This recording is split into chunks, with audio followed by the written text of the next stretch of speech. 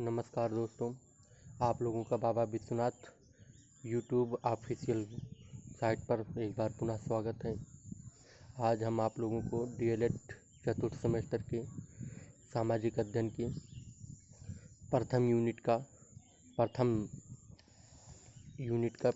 इकाई पढ़ाएंगे, प्रथम लेसन पढ़ाया जाएगा, जिसमें आज आप लोगों को 1857 ईस्वी के स्वतंत्रता संग्राम के बारे में बताया जाएगा। 1857 ईस्वी के स्वतंत्रता संग्राम से पहले, जैसा कि आप लोगों को बताया गया था थर्ड सेमेस्टर में, कि भारत का उस समय का गवर्नर जनरल लॉर्ड डलहौजी था। लॉर्ड डलहौजी, जिसने भारत में एन केन प्रकारेण ब्रिटिश ईस्ट इंडिया कंपनी की सत्ता को स्थापित करने का भरपूर प्रयास किया, राजाओं से दुराभिसंध की, नवाबों से दुराभिसंध की तथा उन्हें छल कपट से समाप्त करने का कार्य किया। 1856 ईस्वी में उसके इंग्लैंड वापस जाने के बाद लॉर्ड कर्निन नामक नया गवर्नर जनरल भारत में आया ईस्ट इंडिया कंपनी की ओर से, और लॉर्ड कर्निन के भारत में आगमन करते ही भारत में एक नई क्रांतिकारी विचार ने जन्म ले लिया था, जो कि इच्छाएं थी लोगों की अंग्रेज़ों की दासता से मुक्ति की। लेकिन इसमें भी विद्वानों में बहुत ज़्यादा मतभेद है। जो भी यूरोपियन विद्वान हैं वह इसे मात्र और मात्र सैनिक क्रांति कहते हैं। कुछ तो यह भी कहते हैं कि यह कुछ राजाओं के कुचक्र थे, तो कुछ यह कहते हैं कि यह अंग्रेज़ों के खिलाफ एक घृणा थी जो कि मुसलमानों के मन में पैदा हुई थी, और उन्होंने फिर से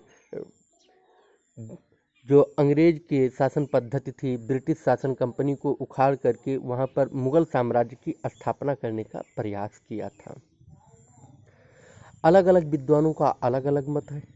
कुछ जो यूरोपियन विद्वान हैं वह कहते हैं कि कभी भी भारत में 1/4 सैनिकों से अधिक सैनिकों ने ब्रिटिश ईस्ट इंडिया कंपनी के खिलाफ हथियार नहीं उठाया, और अलग अलग राजाओं ने अलग अलग मांगों को लेकर के युद्ध लड़ा। उनकी यह मांग नहीं थी कि अंग्रेज़ों से हमें मुक्ति चाहिए।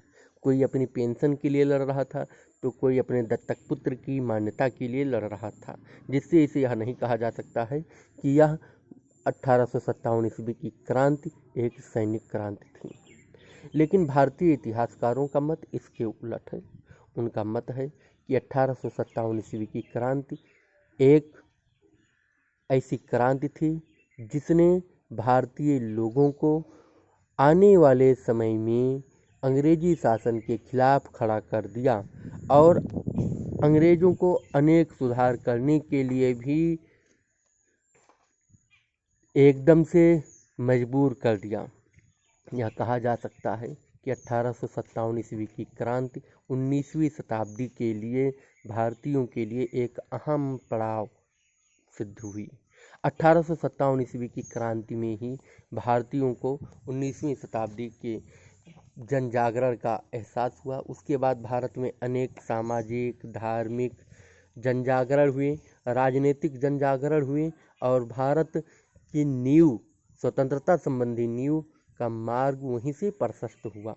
यह भी कहा जा सकता है कि 1857 ईस्वी की क्रांति भले ही असफल हो गई, लेकिन उसने एक स्वतंत्रता संबंधी चिंगारी भारतीयों के मन में उत्पन्न कर दी, जो कि आगे समय के साथ बढ़ती ही गई।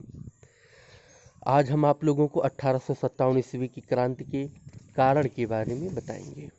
1857 ईस्वी की स्वतंत्रता संग्राम के 5 प्रमुख कारण हैं। ध्यान दीजिएगा आप लोग, 1857 ईस्वी की स्वतंत्रता के संग्राम के 5 प्रमुख कारण हैं।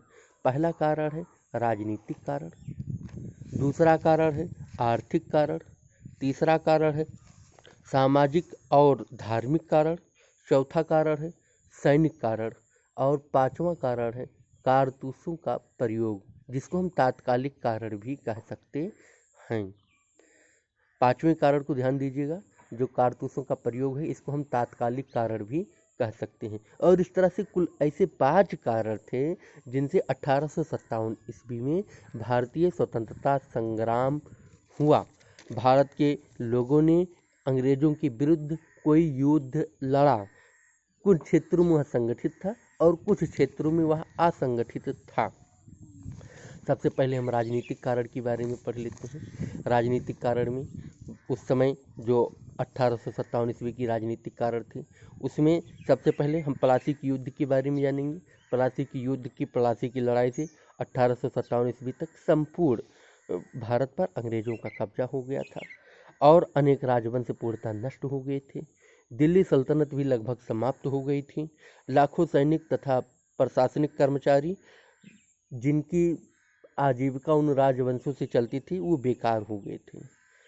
इसी तरह से बहादुर शाह, जो कि उस समय मुगलों का सम्राट था, उसको भी अंग्रेजों ने मान्यता देनी बंद कर दी थी और उसके स्थान पर मिर्जा कोयास को युवराज मान लिया था और उसको पेंशन देना शुरू कर दिया था। बहादुर शाह को पेंशन देना भी बंद कर दिया गया था।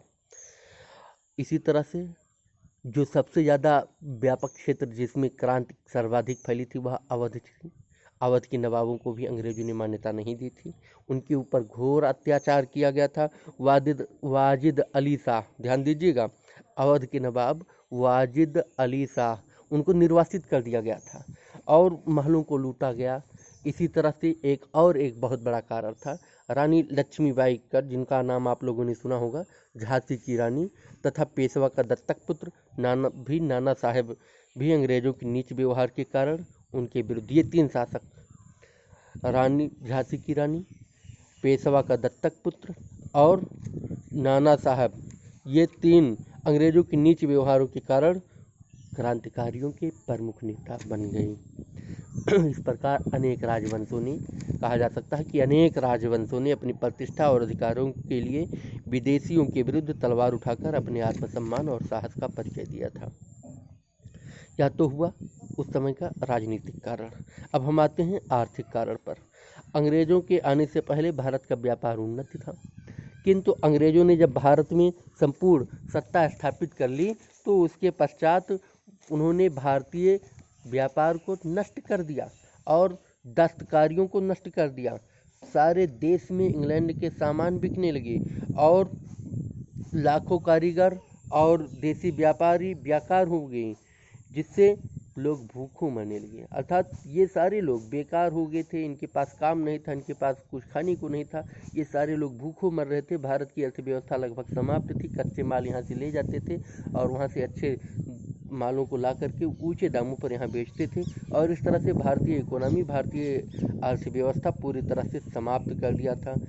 इसी तरह से किसानों के ऊपर भी तमाम कर लगा दिए गए थे और जिससे किसान भी इनसे घृणा करते थे।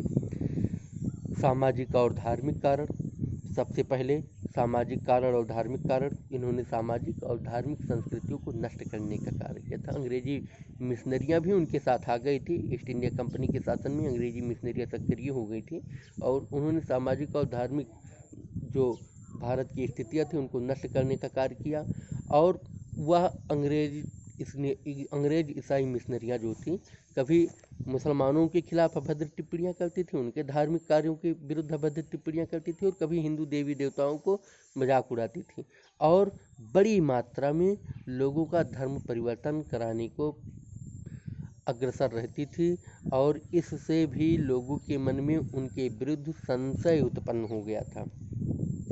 एक और कारण था सैनिक कारण।